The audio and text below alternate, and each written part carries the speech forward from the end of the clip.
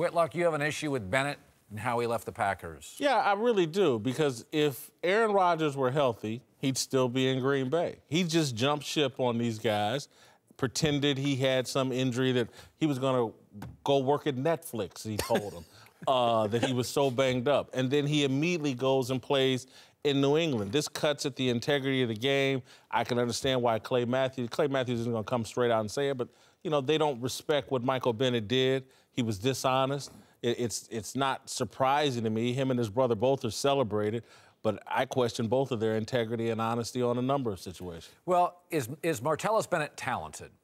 Yeah. Yeah. I mean, I can remember seeing him years ago in Dallas. Okay, if somebody's really talented and they've had like 7 jobs in 5 years in any industry, Bears, Patriots, Packers, Giants, Dallas, isn't he one of the most? No, I'm not saying Antonio Gates in his prime. Martellus is 6'6", beautiful hands, runs routes, can block, and his resume, he's worked at every video store in town. He's a flake. Listen, every locker room's got him. Yeah. Guys that are just not great teammates, they're flaky. I've met it. He's a great guest on a show. Loved by the media. Well, he's a great guest on a show. He did children's book. He's an artist. Yeah. He's funny. He's bright. I think that's Michael. He's the tight end of. He's Brandon Marshall is the equivalent of him, right? The a little bit. Wide receiver who's a little eccentric. I would use the word eccentric for the Bennett brothers. Integrity and honesty. We can dive into that if you want. He just lied to the Packers. Let me ask you guys this. We saw Eric Bledsoe in the NBA say, "I'm out. I don't want to be here anymore," and it was like celebrated. Hey, drama, fun, interesting. We never see what Bennett just did in the NFL. Is it that bad? Why do we see it in the NBA all the time? Kyrie Irving, I'm out of here. I don't want to play with LeBron.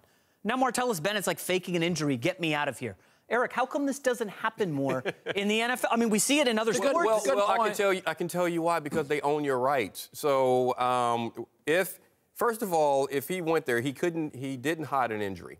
I've left the team as a free agent. Trust me, they are going to do all of their X-ray scans. They're going to look at your old records. They're going to do all of their tests, everything. So if they passed him on his physical to sign him, he was healthy enough. Okay, so they can't say he hid something. That's number one. That part of it, I believe him on.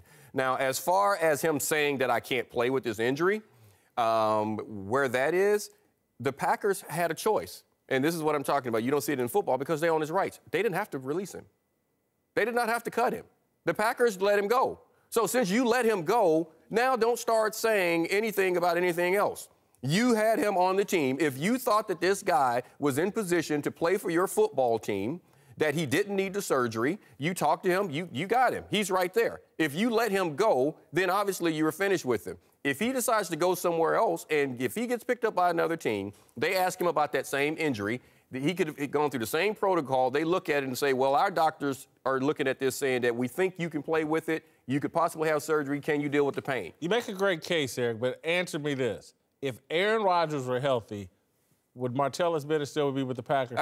We don't know. I don't know. Do I think he would have? Do I think he possibly would have played through whatever was dealing with him? Yes, I do. I think so. But guess what? We don't know if Aaron Rodgers comes back, would he have been on the field now, because the Packers decided to cut him. So they can't say anything about it now. By the way, it is quite possible, to McIntyre's point, this was never a great fit. He is, I'm just going to say flake. Martellus is flaky. He's a personality. Green Bay doesn't have a history of retaining its own free agents. They don't do flakes. This was never a great fit. Maybe he didn't fit in the locker room. You're right. It could have just been like... It's obvious it wasn't a great fit. They cut him. Yeah. Okay. So neither side liked the other. It's possible neither side liked... He didn't want to play for them, and you can't have that in the locker room, and so they moved on. Oh, no, you can't have that in the locker room. I've been on teams where I asked them to cut me, and they wouldn't. Why? Because we know you can play, and we are going to play you. I've literally asked to be cut. When I was in Denver, I asked Mike Shanahan, let me go. No, Eric, no. Insurance policy. I know that you can do what I need you to do when I need you to do it. You're not going anywhere. So don't tell me that's the reason. They cut him because they wanted to. Cowherd.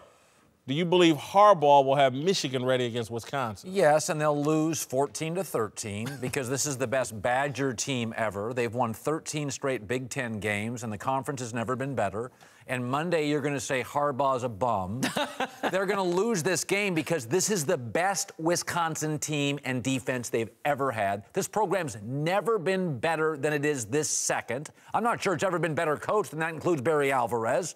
They're going to win this game. If it was in Ann Arbor, maybe different. They're winning this game. Only thing I strongly disagree with you about is the score, 14-13. I don't think it's going to be that close. I'll be shocked if Michigan's able to do anything but kick a couple of field goals.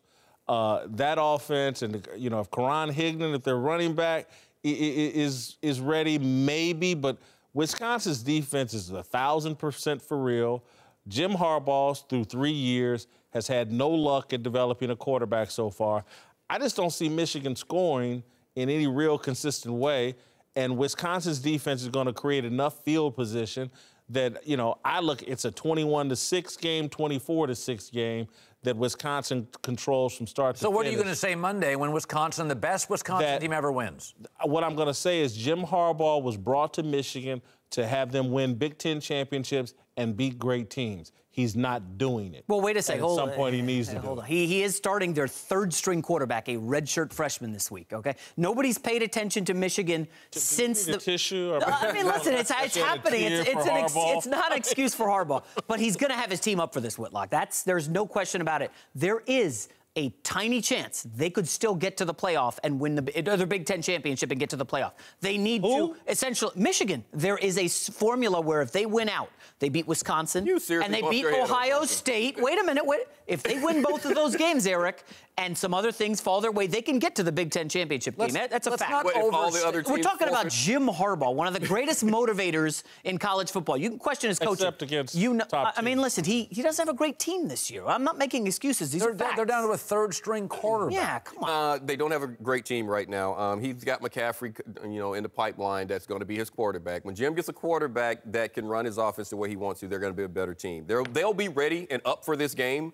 Because I think he's looking forward to next year. I think he's getting these guys motivated to play. He understands that this is the type level team that they want to be at Michigan, so I think he'll have them up ready to play. I don't think they're going to win the game. I think Wisconsin's a better team right now. And you couple all the injuries that they have. Wisconsin has got some injured guys. They do, but they're just across the board, it's a better club. But I think the people, if you look at what Michigan has right now, and the recruits that they have, the defensive coordinator that they have, the defensive players that they have coming in, the fact that he's going to have a quarterback that he wants, I think Michigan is a team that will be on the rise, and they will win some big games. You ever notice this? When Pete Carroll dominated the Pac-12, Pac-12 was awful.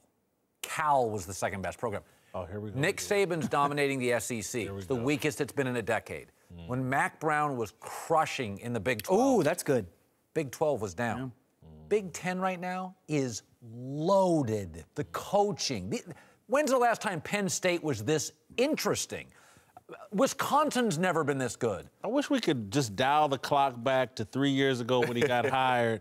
And if you were on radio or on TV saying, the Big Ten's going to be so tough that Harbaugh may not win for 4 years. What did I say? I believe Cowherd, when he first got hired. Not to defend the guy, but I think said, people said going to be in the top 10 in 3 years. And I said, who's leaving the top 10? I mean, Gary Patterson's not leaving TCU, Oklahoma. I'm telling you guys right now, college football's got a lot of B-plus teams, and one of them is Michigan. Let me add a layer here. It's tough to get up 2 weeks in a row for teams. We saw Ohio State, big win over the comeback against Penn State, then laid an egg at Iowa, okay? Last week, Wisconsin had to get up for that Iowa game. We saw that first half. They were not pretty. It was close. They pulled away in the second half. Michigan's had some weak opponents leading into this. Yes. I would not be shocked if, like he said, it's a one-possession game. Let's take the points, right? 7.5. You got it. Absolutely. I've been watching Michigan, and what we have a disagreement about the word win. Eric's talking about W-H-E-N. Yes. When he gets a quarterback. Absolutely. Win this. I said they can't win this game, okay? I'm talking about W-I-N. That's what he was brought there to do. Win now. In 2018, he's going to be really good. That's not what Jim Harbaugh is supposed to do. for all the hype. Again, I like Jim Harbaugh. Oh, you keep saying and I that. love Michigan. I do. Brady Hope. It's the hype. Yeah. Y'all had him on Mount Rushmore of coaching. No. He's the same as Saban. He's the same as Urban Meyer. He's the same as this guy, that Bear Bryant, blah, blah, blah. He ain't winning right now. Jason, can we remember, listen, Lonzo Ball, we're scrutinizing him after 13 games. Yeah. This is his third year, his first full cycle of recruits at Michigan. Can we give Harbaugh a little bit of a break? Just a little. Patience is a virtue. Next year. My rope goes until next season.